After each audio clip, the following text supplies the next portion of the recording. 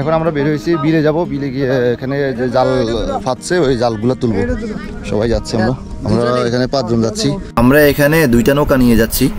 আমরা যেহেতু 5 জন, একটাতে 3 জন উঠবে আর একটাতে 2 জন উঠবে।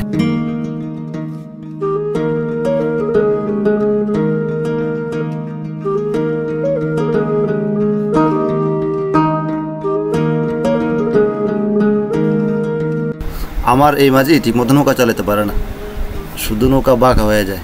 একজন একদিকে দাও, একজন একদিকে দাও, তুমি এদিকে দাও, তাহলে সোজা যাইব।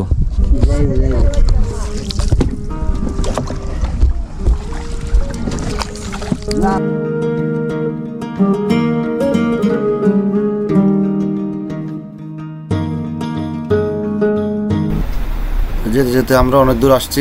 আসার পরে দেখতে পাচ্ছি যে এখানে একটা বাধা, এখানে জাল দিয়ে কেউ একজন ব্যারিকেড দিয়ে রাখছিল। কারণ হচ্ছে এই পাশের জমিগুলা এরা মাছ ধরার জন্য নিয়েছিল, আর অন্যদিকে অন্য লোকজন নিয়েছিল।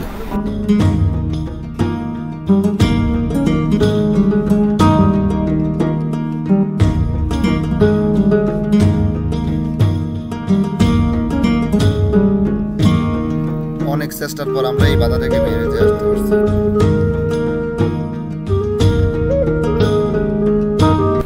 আমাদের সামনে আরো একটি ছোট্ট বাধা রয়েছে, তো আমরা সেই বাধাটা প্রায় অতিক্রম করে ফেলছি। মাঝি বাহাইয়া যাও রে অকুল দরিয়ারে মাঝি, আমার ভাঙা নাও রে মাঝি বায়া যাও রে।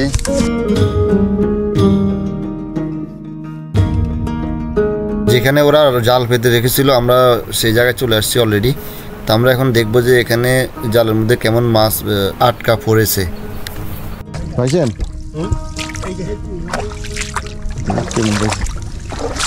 দেখুন এই পুঁটি সব 21 পুঁটি, এই না এটি উঠছে, মানে লাভ দিয়ে উঠছে। আপনি খড় করে রাখছেন না? ইয়ে করে রাখছিলেন খড়?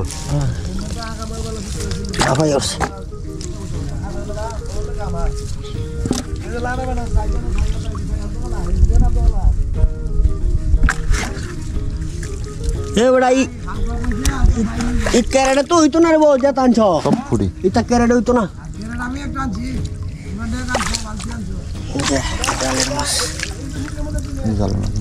উড়ান তো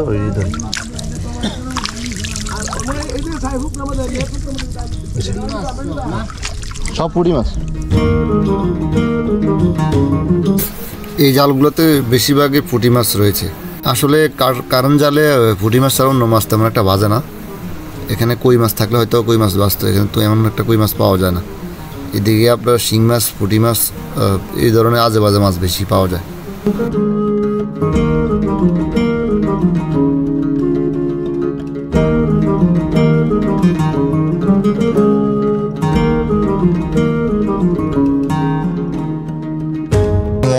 এক সাইজের সবগুলা।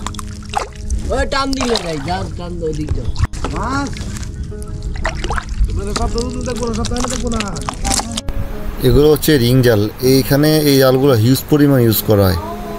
এখানে ওদের প্রায় এখানে 45টার মতো এই জাল রয়েছে। আর বিশেষ করে এই জালে প্রায় প্রত্যেকটা জালের মধ্যে 1-1.5 কেজি মাছ পাওয়া যায়। প্রত্যেকবারে 1 কেজি, 1.5 কেজি, 2 কেজির মতো মাছ পাওয়া যায়।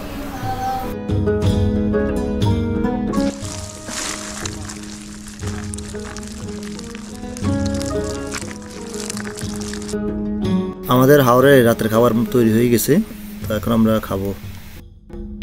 এই যে হাওড়ে আমরা ভাত খেয়েছি এখন রাতের বেলা।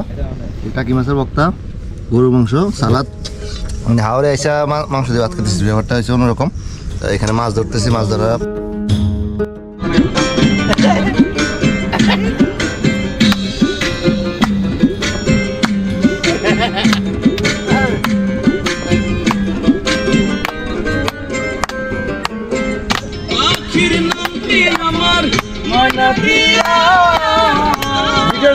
না